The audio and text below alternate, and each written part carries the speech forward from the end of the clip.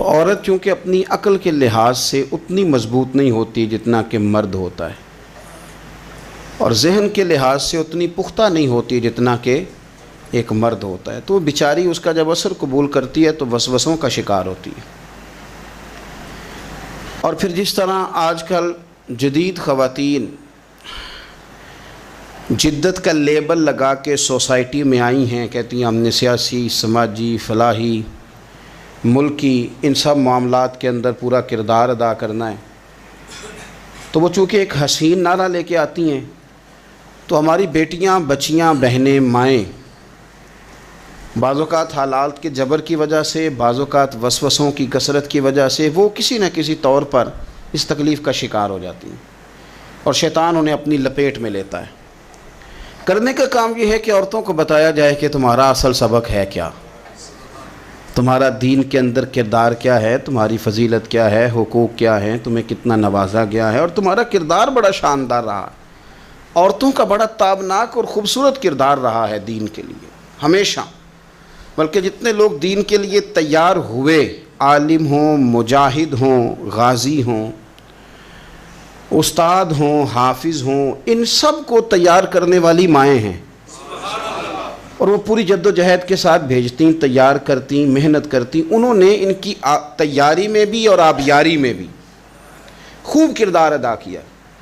اب یہ کہ مزید آنے والی نسل میں جو ہماری بیٹیاں ہیں، ان کو ہماری جو اسلاف میں خواتین گزری ہیں، ایک تو ان کے کردار سے ہمیں آگاہ کرانا چاہیے، تاکہ بچیاں بجائے آج کی کسی جدید عورت سے جڑنے کی بجائے وہ سیدہ عائشہ صدیقہ سے جڑیں، وہ سیدہ پاک سیدہ فاطمہ الزہرا سے جڑیں، وہ جو کنیزیں ہیں حضور صلی اللہ علیہ وسلم کے دین کی، حضرت ام سلیم کے ساتھ جڑیں، حضرت ام شریک کے ساتھ جڑیں، حضرت ام عمارہ کے ساتھ جڑیں، انہوں نے جڑنا ہو تو حضرت ام سلمہ کے ساتھ جڑیں، وہ ان سب خواتین کے ساتھ ان کا تعلق مضبوط ہو۔ اور دوسرا یہ بھی ایک بات یاد رکھیں کہ 40، 50، 60 عورتیں کسی جگہ نکل کے کوئی دھما چوکڑی کرتی ہیں تو وہ 22 کروڑ کے ملک میں رہنے والی ہماری پاک ماؤں کی نمائندہ کبھی بھی نہیں ہو سکتی۔ اس لیے دنیا ان کا چہرہ دیکھ کے، بلکہ ان کا مکروہ چہرہ دیکھ کے، ہمارے گھروں میں حیا کا پردہ پہن کے بیٹھنے والی عورتوں کو اس پر کبھی بھی وہ قیاس نہ کریں۔ الحمدللہ آج بھی مائیں پاک دودھ پلاتی ہیں تو رسول اللہ کا نام جپنے والے بیٹے پیدا ہوتے ہیں۔ تو اس لیے کوئی ایسی مایوسی، کوئی ایسی کمزوری، کوئی یہ نمائندہ نہیں ہے۔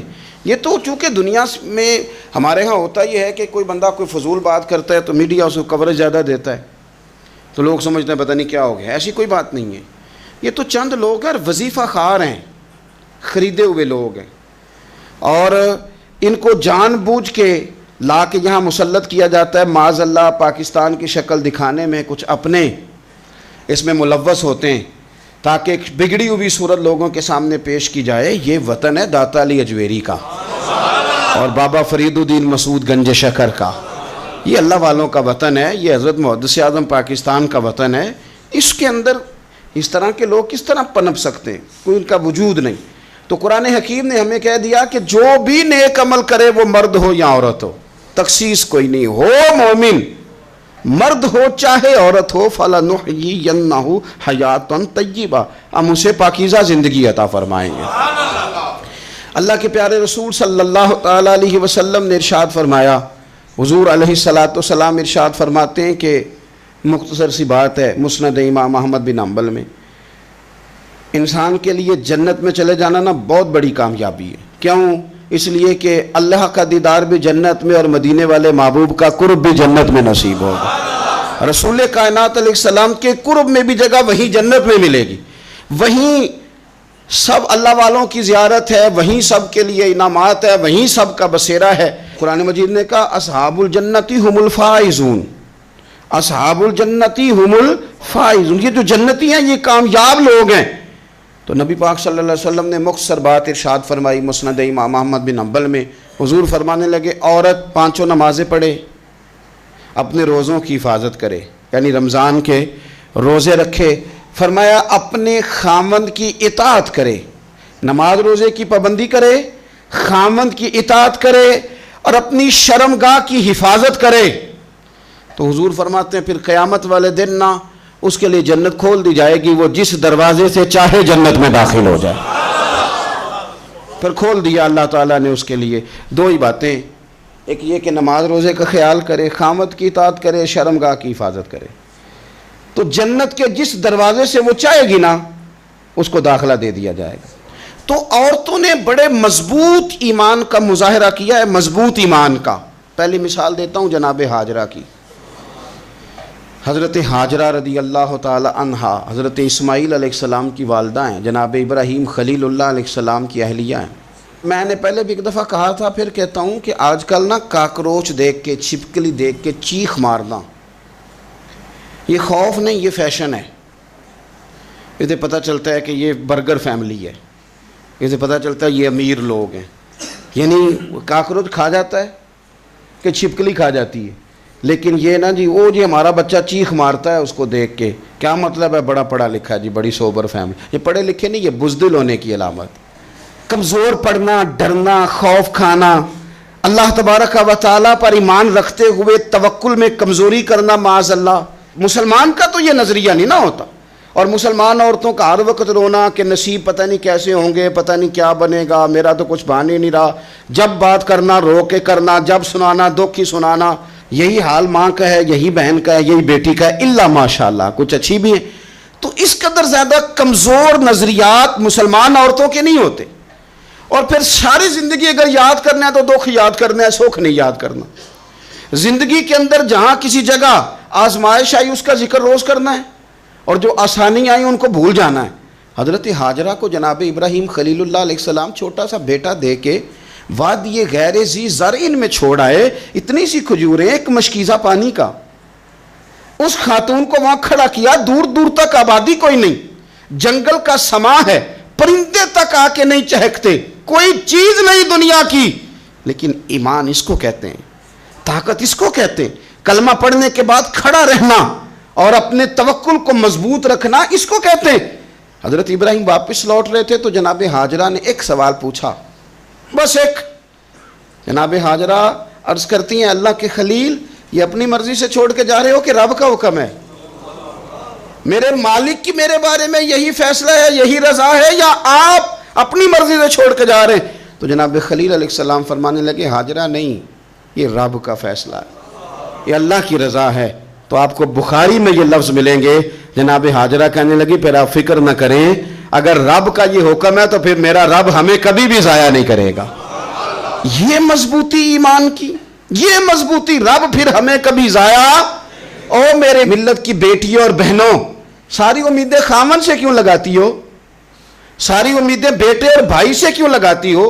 ساری امیدیں دنیا سے کیوں لگاتی ہو؟ اس طرح کرو، اپنی ساری امیدیں اپنے رب کے ساتھ وابستہ کرو، رب کی رضا پہ، رب کے فیصلوں پہ راضی رہنا سیکھو۔ اگر تم یہاں ٹھہر گئی نا تو تمہارے پھر آنسو بہیں گے ضرور پر اللہ کی بارگاہ میں، پھر تمہاری دعائیں کے لیے ہاتھ اٹھیں گے ضرور پر اس کا کرم طلب کریں، پھر کمزور باتیں نہیں کرو گی۔ جس طرح ایمان عورتوں کا مضبوط تھا، اسی طرح ہماری جو اسلاف میں خواتین گزری ہیں، صحابیات، ان کا نا تبلیغ کا جذبہ بھی بڑا مضبوط تھا، بڑا مضبوط تبلیغ کا جذبہ۔ حضرت ام شریک رضی اللہ تعالی عنہا قبیلہ بنو عامر سے تعلق رکھتی تھی، پر مکے میں آئی ہوئی تھی، گھر گھر جا کے رسول اللہ کا دین بتاتی۔ ان دنوں میں نہیں جن دنوں میں پھول پھینکے جاتے ہیں تبلیغ کرنے والوں پر، جن دنوں میں نعرے لگتے ہیں ان دنوں میں نہیں، ان دنوں میں جب چھپ چھپ کے لوگ دین کی بات کرتے تھے۔ حضرت زید بن ارقم رضی اللہ تعالیٰ عنہ کے گھر میں لوگ بیٹھ کے دین سیکھتے تھے۔ یہ خاتون، مجھے آج کہہ لینے دیں یار، مجھے کہہ لینے دیں، ووٹوں کی ضرورت ہو تو عورتیں گھر گھر چلی جاتی ہیں، ایک سیٹ کی ضرورت ہو تو بیویوں کو گھر گھر بھیج لیا جاتا ہے۔ یہ دیکھو، یہ ایمان ہے رسول اللہ صلی اللہ علیہ وسلم پر صحابیات کا، یہ کمال ہے کہ گھر گھر وہ بھی گئی ہیں، پر ووٹ کے لیے نہیں، رسول اللہ کے دین کے لیے، رسول اللہ کے دین کے لیے گھر گھر حضرت ام شریک جاتی، جا کے نا، اور وہ طریقہ تھا نا، عورتوں کو قائل کرتی، بڑے کٹھن حالات تھے اسلام پر، اعلانیہ کوئی بات نہیں کر سکتا تھا۔ حضرت ام شریک کہتی ہیں، میں عورتوں کو بلاتی، کہتی میری بات سنو، جب وہ قریب آتی تو میں نے نبی پاک کا دین بتاتی، سائیڈ پہ کر کے کونے میں میں نہ تھوڑا تھوڑا، اور یار آپ ذرا اس کا لطف تو لیں، اس کا ذائقہ تو دیکھیں۔ حضرت ام شریح کہتی ہے میں گھر گھر جاتی بتاتی، تو کافروں کو پتہ چل گیا کہ یہ تبلیغ کرتی ہے۔ انہوں نے مجھے بلایا، کہنے لگے تیرے برادری اور قبیلے کا مسئلہ نہ ہوتا تو ہم تجھے قتل کر دیتے، اب ہم تجھے واپس بھیجتے ہیں۔ چند مردوں کو میرے ساتھ کیا، مجھے گھوڑے اور اونٹ کی ننگی پشت پر باندھ لیا۔ ننگی پشت پر لمبا سفر کرنا مشکل ہوتا ہے، پسینہ آئے، بڑی تکلیف ہوتی ہے گھوڑے پر بیٹھ، اب وہ کوئی کجاوا نہیں، کوئی چیز نہیں، اسی طرح باندھ کے لے گئے۔ اور فرماتی ہیں کہ 3 دن اور 3 راتوں کا وہ سفر تھا، رستے میں وہ خود چھاؤں میں بیٹھتے اور مجھے باندھ کے دھوپ میں ڈال دیتے۔ 3 دن میں نے زمین پر چلنے والی کسی چیز کی آواز نہیں سنی، لیکن وہ جب نبی پاک کے دین کی بات پوچھتے تو میرا کلیجہ خوشی کے ساتھ ٹھنڈا ہو جاتا، آنکھیں کھل جاتی اور میں کہتی کیا بات ہے میرے نبی پاک کے دین کی۔ اس کیفیت میں بھی وہ تبلیغ کی لذت اپنی جگہ موجود۔ حضرت ام شریح رضی اللہ تعالیٰ عنہ فرماتی ہیں کہ جگہ انہوں نے مجھے لٹا دیا باندھ کر، پیاس بڑی شدید تھی، پانی پینے کو دیتے نہیں تھے، روٹی کھانے کو، یہ ایک عورت کی بات کر رہا ہوں، یہ خاتون کی بات کر رہا ہوں۔ آج کل تو ہمارے بچے شام کو سالن ٹھیک نہ پکا ہو تو موبائل توڑ دیتے ہیں، یہ قوم نہیں میدانوں میں جا سکتی، جہاد نہیں کر سکتی۔ خاتون کہتی ہے کہ شدید پیاس تھی اور مجھے باندھ کے لٹایا ہوا تھا، مجھے جب تکلیف بڑھ گئی تو اچانک میں نے دیکھا پانی کا ایک ڈول برآمد ہوا ہے، میں نے اسے تھوڑا سا پی لیا، پر طلب ابھی باقی تھی، وہ پھر آ گیا برتن، میں نے پھر پیا، طلب ابھی باقی تھی، پھر برتن آ گیا۔ امام ابو نعیم نے اس کو لکھا ہے حلیۃ الاولیاء میں، فرماتے ہیں تیسری دفعہ وہ پھر بھرا ہوا ڈول پورے کا پورا آ گیا، اب میں نے پیا بھی، اپنے کپڑوں پہ بھی چھڑکا۔ جب وہ سارے بیدار ہوئے تو مجھے آگے کہنے لگے کہ تو نے ہمارا پانی استعمال کیا ہے۔ فرماتی ہے پھر انہوں نے اپنے برتن دیکھے، مشکیزیں دیکھے تو بھرے ہوئے تھے، میرے قریب آ کے کہنے لگے یہ پانی کہاں سے آیا؟ تو میں نے کہا تم ابھی میرا عقیدہ نہیں سمجھے، یہ میرے رب نے مجھے دیا ہے، میرے رب نے مجھے دیا۔ فرماتی ہے مجھے باندھ کے لے جا رہے تھے، پر جب میری بات سنی نا تو بول کے کہنے لگے ہمیں سمجھ آ گئی ہے تیرا دین ہمارے دین سے بہتر ہے، تیرا عقیدہ ہمارے عقیدے سے بہتر ہے۔ اور ایک روایت میں یوں بھی ہے کہ وہ باندھ کے لے جا رہے تھے، پر یہ کمال دیکھا تو کلمہ پڑھ کے مدینے والے کے غلام بن گئے۔ صحابیات نے نا بڑا جم کے دین کا کام کیا، عقیدہ، پھر تبلیغ، پھر میدان جہاد۔ عورتیں جہاد میں جایا کرتی تھیں، وہ زخمیوں کو پانی پلاتی تھیں، مرہم پٹی کرتی تھیں، پہلے اپنے جسم کے ساتھ بڑی بڑی پٹیاں لپیٹ کے لے جاتی، جہاں کسی زخمی کو ضرورت ہوتی وہ پٹیاں کرتی، اور اعصابی طور پر مضبوط رہ کے۔ میدان کے اندر جہاد وہ بندہ کرتا ہے جو یقین کامل کی دولت جسے نصیب ہو، جسے پتہ ہو کہ یہ میں مروں گا تو میرا مرنا رائے گا نہیں، اللہ مجھے شہادت کا درجہ عطا فرمائے گا۔ لیکن اگر یہیں سے بندہ اپنے آپ کو مطمئن نہ کر سکے تو میدان میں جائے گا۔ یقین کامل ہو، اگر ہو یقین کامل پیدا تو پھر کٹ جاتی ہیں زنجیریں، پھر انسان آگے مضبوطی سے آگے بڑھتا ہے۔ نبی پاک صلی اللہ علیہ وسلم جب جہاد کے لیے تشریف لے جاتے نا تو عورتوں پر کسی نہ کسی شخص کو نمائندہ بنا کے چھوڑ کے جاتے تھے۔ ایک دفعہ مولا علی شیر خدا کو بھی چھوڑ کے گئے، حضرت عبداللہ ابن مکتوم رضی اللہ تعالیٰ عنہ کو بھی ایک دفعہ چھوڑ کے گئے۔ ایک موقع پر نا حضور نے عورتوں کو ایک جگہ پہ چھوڑا پیچھے، تو وہ قلعہ تھا حضرت حسان بن ثابت رضی اللہ تعالیٰ عنہ، بڑا مضبوط قلعہ تھا۔ اس قلعے کے اندر خواتین ساری محفوظ کر کے ان کو وہاں بٹھا دیا گیا، حضور جہاد کے لیے چلے گئے۔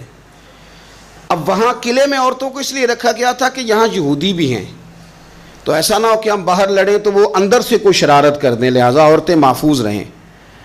حضرت حسان بن ثابت رضی اللہ تعالیٰ عنہ کی ڈیوٹی تھی تلوار لے کے حفاظت کرنے کی، تو ایک یہودی آ گیا، وہ اب ٹو کرنے لگا، تجسس کرنے لگا کہ یہاں عورتیں ہیں تو کوئی مرد بھی ہے کہ نہیں، دائیں بائیں دیکھنے لگا۔ حضرت صفیہ رضی اللہ تعالیٰ عنہ نے توجہ کی، اور جناب حسان بن ثابت سے کہنے لے 1 منٹ لگا اس کی گردن مار دے، ایسا نہ ہو کہ یہ جا کے بتا دے، گردن اڑا دے۔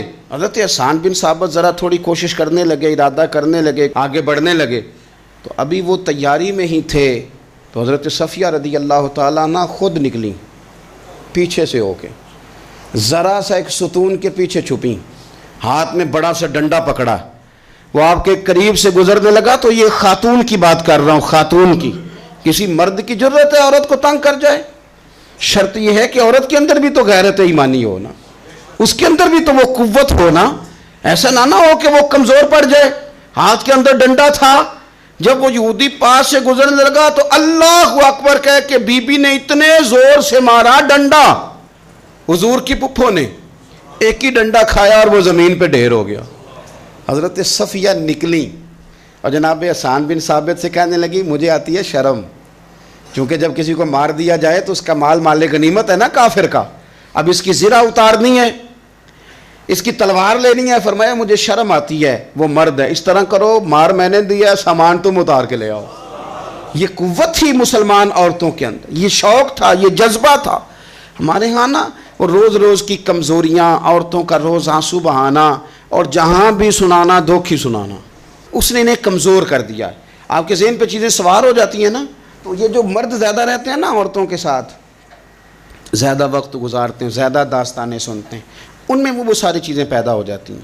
آپ نے ناراض نہیں ہونا، میں دعوے سے کہتا ہوں کہ جو جوان اپنی اماں کے اور ابا کے شکوے کرنے لگ جاتا ہے نا، اس نے 1.5 گھنٹہ باتیں سنی ہیں بیوی کی، ایسے مفت میں نہیں شکوے کر رہا، اس نے ہلکا ہلکا کہیں جی بھی کیا ہے، تو تب یہ ساری کہانیوں نے جنم لیا۔ آپ جس کی صحبت میں بیٹھیں گے اس کا کچھ نہ کچھ اثر ہے، بلکہ عارف رومی تو کہتے ہیں کہ شیر کے بچے کو بکریوں میں چھوڑ دو، بکری بن جائے گا۔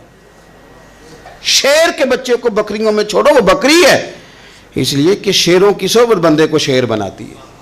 تو جب بیٹھنا ہی نہیں ہے، باتیں سارا دن یہ والی سننی ہے، ہر وقت رہنا ہی اسی داستان میں، پھر کمزور باتیں، پھر اپنے ماضی کے دکھ، پھر پتہ نہیں کیا۔ آپ نے ناراض نہیں ہونا، میں بعض جوانوں کی باتیں سن کے میرا دل کرتا ہے کہ اسے کہوں یار تو کیا بات کر رہا ہے، اپنا قد دیکھ، تو اپنی عمر دیکھ، رب نے تجھے مرد بنایا ہے، تو کمال آدمی ہے، تو کھڑا ہو۔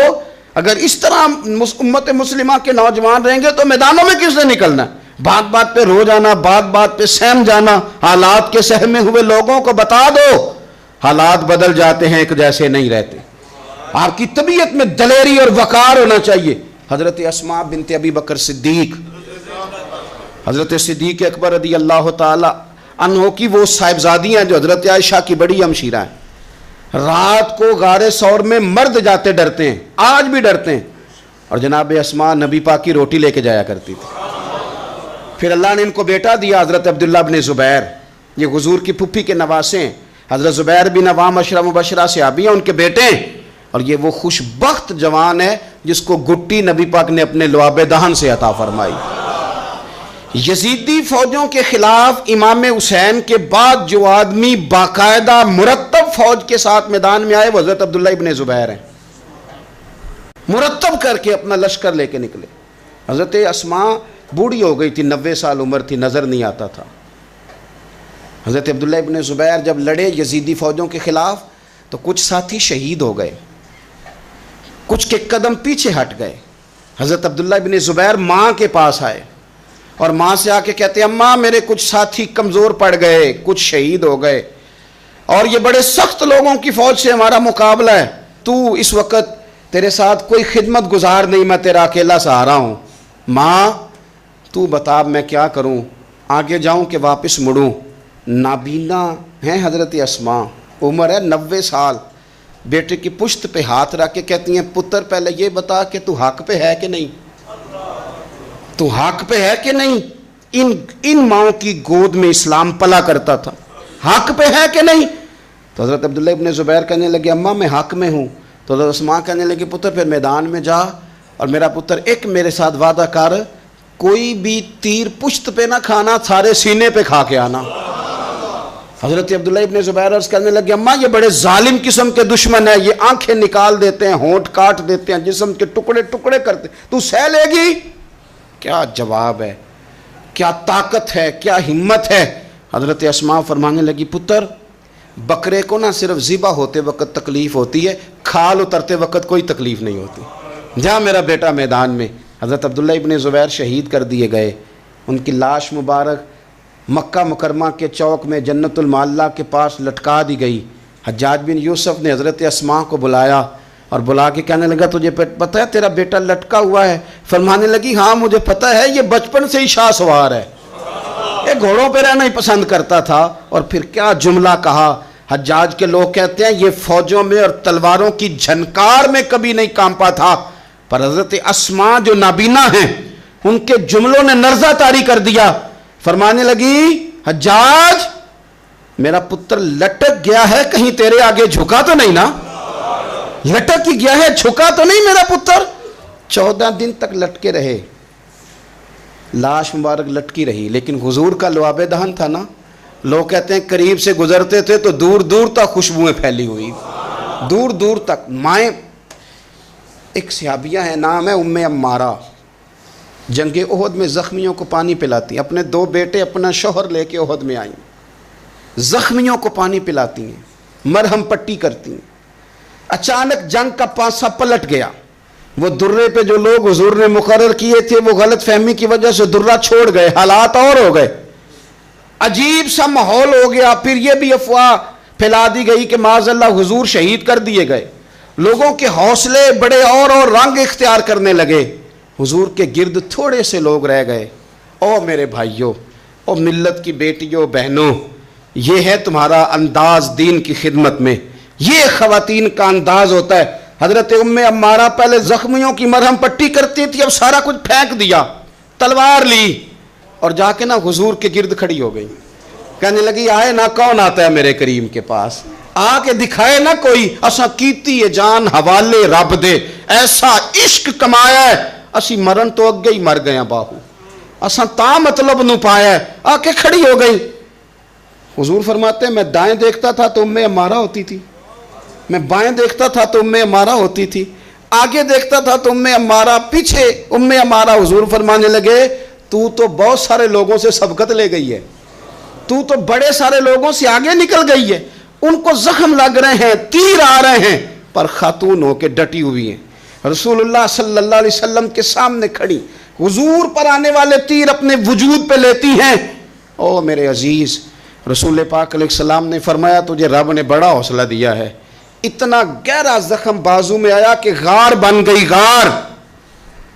اللہ کے پیارے محبوب نے نظر کرم فرمائی. حضور نے فرمایا کچھ مانگ لے. کہنے لگی سونیا اگر میری خدمت قبول ہے تو دعا کر دیں اللہ قیامت کے دن بھی آپ سے دور نہ کرے، رب دور نہ کرے. حضور نے دعا کر دی، اے اللہ اس کو اور اس کے خاندان کو قیامت میں بھی میری رفاقت دینا. حضور کی دعا سنی تو باہر نکلی، فرمانے لگی لوگوں لو پھر میں نے اپنا مقصد پا لیا ہے، میں کامیاب ہو گئی ہوں، اب دنیا کی کوئی مصیبت بھی میرے اوپر آئے تو مجھے کوئی پرواہ نہیں، اس لیے کہ مدینے والے نے یہاں بھی کرم فرما دیا ہے وہاں بھی کرم فرما دیا ہے. یہ طاقتیں تھیں ان خواتین کے. ایک تابعی بزرگ تھے حضرت ابو عبد الرحمن فروغ، صاحب تاریخ بغداد نے لکھا ہے وہ جہاد پہ چلے گئے، 30,000 دینار اپنی بیوی کو جاتے دفعہ دے گئے.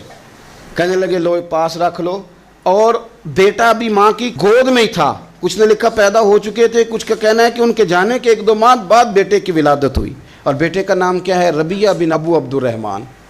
اور یہ بیٹے وہ ہیں جو حضرت امام مالک جیسے لوگوں کے استاد ہیں، حضرت حسن بصری جیسے لوگوں نے ان سے پڑھا، خود جہاد پہ چلے گئے. آج تو فوجیوں کی نوکری ہے نا جی، ان کا یہ نظام ہے کہ وہ جاتے ہیں، انہیں تنخواہ ملتی ہے، چھٹی پہ آتے ہیں. اس زمانے میں یہ تھا کہ مال غنیمت سے حصہ ملتا تھا، اور فتوحات کا یہ طریقہ تھا کہ یہ علاقہ فتح ہوا تو آگے چلے گئے، وہ فتح ہوا تو آگے چلے گئے، وہ فتح ہوا تو آگے چلے گئے. کسی نے لوٹنا ہے تو پابندی نہیں تھی، لوٹ سکتا ہے. کچھ لوگ جہاد میں ہی رہتے تھے. حضرت ابو عبد الرحمن فروغ 27 سال جہاد میں رہے، 27 سال. یہاں تو خاوند باہر ہو تو بہت ساری عورتیں کہہ دیتی ہیں کہ تیرے ابے نے تو صرف پیسے کمائے ہیں، مصیبتیں تو ساری میں نے دیکھی ہیں. معاذ اللہ بعض جگہ، سب نہیں لیکن بعض جگہ کہہ دیتی ہیں کہ وقت تے سارے میں کیتے. 27 سال شوہر چلا گیا، واپس ہی نہیں آیا، 30,000 دینار دے کے چلے گئے. 27 سال کے بعد خیال آیا گھر کا. اب بیٹا محدث بن گیا، عالم بن گیا، اور کمال یہ کہ رہتے کہاں تھے؟ حضور کے مدینے میں، مدینہ النبی میں، مدینہ منورہ میں صلی اللہ تعالی علیہ وسلم. اور ان کے صاحبزادے حضرت ربیہ یہ مسجد نبی میں، حضور کی مسجد میں بیٹھ کے نبی پاک کی حدیث پڑھایا کرتے. آئے گھر، دروازے پہ دستک دی، صاحبزادے نے دروازہ کھولا. نہ باپ بیٹے کو پہچانتا ہے نہ بیٹا باپ کو. جناب ابو عبد الرحمن اندر داخل ہونے لگے تو صاحبزادے نے کہا بوڑھے میاں میرے گھر میں بغیر اجازت کے کیوں داخل ہو رہے ہیں؟ تو وہ کہنے لگے تو بتا تو نے میرے گھر پہ قبضہ کیوں کر رکھا ہے؟ اب جب بات زیادہ بڑھ گئی تو دونوں جانب سے لوگ جمع ہو گئے، شور اٹھا تو اندر سے والدہ نے سنا، پردہ سرکا کے دیکھا کہ میرے شوہر آ گئے 27 سال کے بعد، 27 سال کے بعد۔ آپ اپنے صاحبزادے سے کہنے لگی بیٹا ان کو اندر آنے جو تمہارے والد ہیں۔ بڑا روئے باپ بیٹا، بڑا روئے۔ ماں اور بیٹے کی محبت کا بھی اندازہ نہیں، پر قرآن پاک پڑھے نا تو دو مثالیں باپ اور بیٹے کے پیار کی بھی ملتی ہیں۔ ایک حضرت یعقوب علیہ السلام کا جناب یوسف سے پیار، اور ایک حضرت ابراہیم کا حضرت اسماعیل سے پیار، اور جناب اسماعیل کی جناب ابراہیم کی فرما برداری کی مثال، اس کا بھی جواب کوئی نہیں۔ باپ اتنا رو رہے ہیں اور بیٹے کی یاد میں، اس کا بھی اندازہ کوئی نہیں کر سکتا۔ باپ بیٹا مل کے بڑا روئے۔ عصر کی نماز کا وقت ہو گیا۔ حضرت ربیہ جو محدث ہیں وہ وضو کر کے مسجد شریف چلے گئے۔ یہ ابھی چونکہ سفر سے آئے تھے، انہوں نے کھانا وانا کھایا، تھوڑی دیر بیت گئی تو یہ نہیں پوچھا پیچھے حال کیا رہا۔ پوچھتے ہیں اپنی بیوی سے میرے 30,000 دینار کہاں ہیں؟ تو اہلیہ کہنے لگی مسجد جائیں نا، حضور کی مسجد میں عصر پڑھ کے آئیں، پھر میں بتاتی ہوں پیسے کہاں ہیں۔ حضرت ربیہ نے امامہ باندھا، جبہ پہنا، حضور کی مسجد میں بیٹھے اور حدیث پاک کا درس دے رہے ہیں۔ سامنے حضرت حسن بصری جیسے، امام مالک جیسے لوگ بیٹھے ہیں۔ حضرت ابو عبد الرحمن فروغ جو ان کے والد تھے، عصر کی نماز پڑھ کے نا تو پوچھتے ہیں ایک شخص سے، یہ کون ہے نوجوان کالی داڑھی والا، عمر زیادہ نہیں پر کس طرح شوق سے حضور کا دین بیان کر رہا ہے، کون ہے؟ تو بتانے والے نے کہا کہ حضور ایک نا ابو عبد الرحمن نام کے بزرگ ہیں، وہ 27 سال سے جہاد میں گئے ہوئے، یہ ان کا بیٹا ہے۔ یہ سنا کہ میرا پتر اتنا بڑا عالم، چھم چھم آنسو بہے، داڑھی بھر گئی آنسو، حضور کی مسجد میں تشکر کے آنسو، خوب روئے، خوب روئے۔ اٹھے گھر گئے، اور جب آنسوؤں بھرا چہرہ لے کے گھر آئے تو اماں ساری بات ہی سمجھ گئی، کہنے لگی دیکھا ہے وہ بیٹے کو حدیث پڑھاتے، اب پتہ چلا میں نے آپ کے 30,000 دینار کہاں خرچ کیے، میں نے آپ کا پیسہ ضائع تو نہیں کیا۔ تو حضرت ابو عبد الرحمن فروغ فرمانے لگے رب تجھے صلہ دے اور میری طرف سے بھی دے، تو نے تو کمال کر دیا ہے۔ حدیث تیرا بیٹا پڑھا رہا تھا اور قد میرا اونچا ہوتا جا رہا تھا، سبق تیرا بیٹا دے رہا تھا اور یوں لگ رہا تھا کہ درجے میرے بلند ہو رہے ہیں۔ تو ماؤں نے کمال کیا، انقلاب کیا، بیٹیوں نے، بہنوں نے دین کے لیے ہمیشہ اپنا کردار پیش کیا ہے۔ لہذا ان چند ایک وظیفہ خار اور ناپاک عزائم والے لوگوں کو سامنے رکھ کے